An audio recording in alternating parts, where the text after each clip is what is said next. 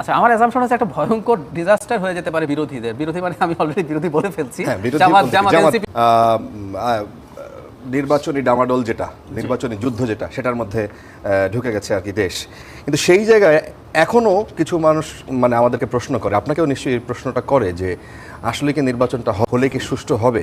9 লাখ আইন শৃঙ্খলা বাহিনী, সশস্ত্র বাহিনী সহ যেই প্রশ্ন আছে, মানুষের মধ্যে শঙ্কা আছে, উদ্বেগ আছে, সেই জায়গায় কি আপনার এখনো মনে হয় যে এই নির্বাচন কমিশন সম্পূর্ণ প্রস্তুত? আজকের খবর হচ্ছে, একটু আগে যখন নিউজ পড়ছিলাম আমরা ওখানে দেখলাম যে বিভিন্ন জায়গায় 5-6টা জায়গায়, কুমিল্লা, সিরাজগঞ্জ, বিভিন্ন জায়গায় নির্বাচনী প্রতিপক্ষের সাথে মারধর এবং অনেক মানুষ আহত হয়েছে।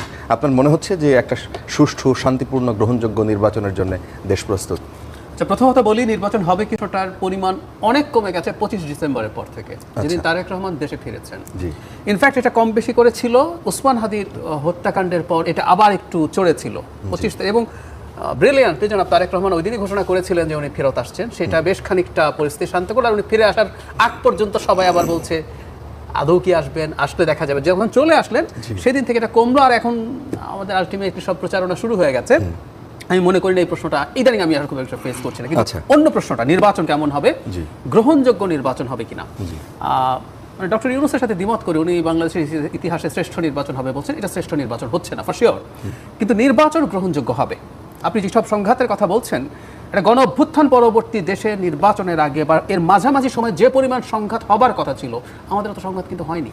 আমরা কেন যেন খুবই ইমপ্র্যাকটিক্যাল চিন্তা করি। ইমপ্র্যাকটিক্যাল চিন্তা করে লাভ নাই।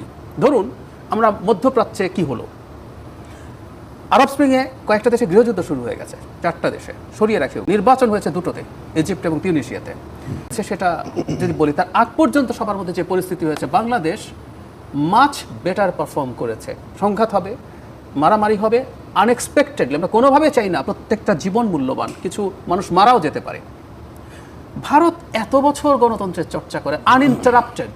ভারতে কখনো কোনো সামরিক শাসন আসেনি, এমার্জেন্সি ইন্দিরা গান্ধী দিয়েছেন, সামরিক শাসন আসেনি। তো সেই ভারতের নির্বাচন খুবই সহিংস এখনো হয়।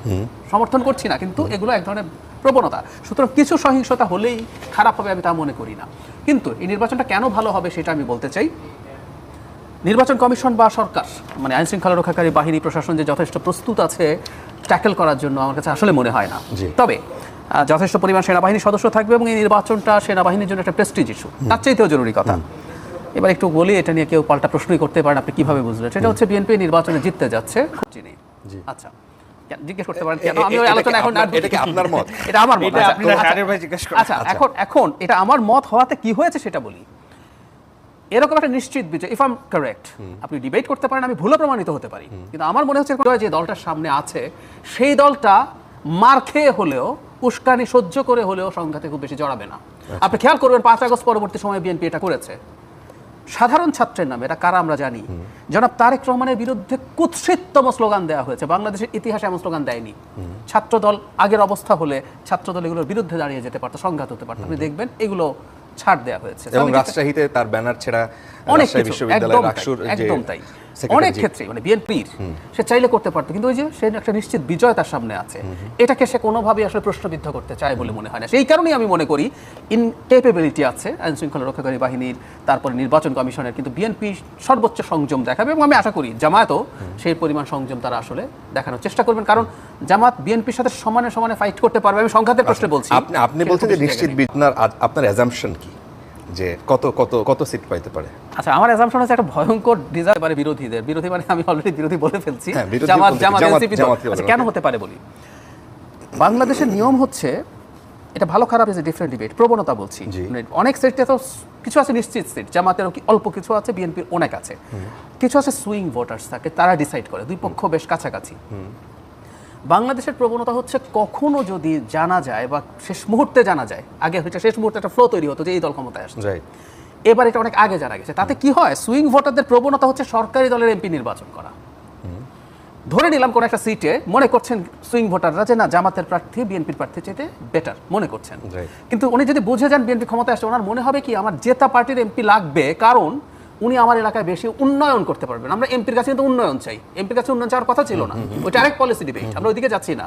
তো উনি মনে করবেন যে ওকে ভোট না দিলে- আপনি যেই বক্তব্য কিন্তু আগে আওয়ামী লীগের অনেক নেতাদের কাছ থেকে আমরা শুনতাম, তা আপনারা সেই জায়গায় একটা নিশ্চিত বিজয়ের কথা মানে সামনে নিয়ে আসছেন। এক্স্যাক্টলি বলবেন যে আপনার অ্যাজাম্পশন কি, কত সিট হইতে পারে? ওই যে বললাম, 298টা ধরেন না, ইলেকশন হচ্ছে এরকম পরিবেন।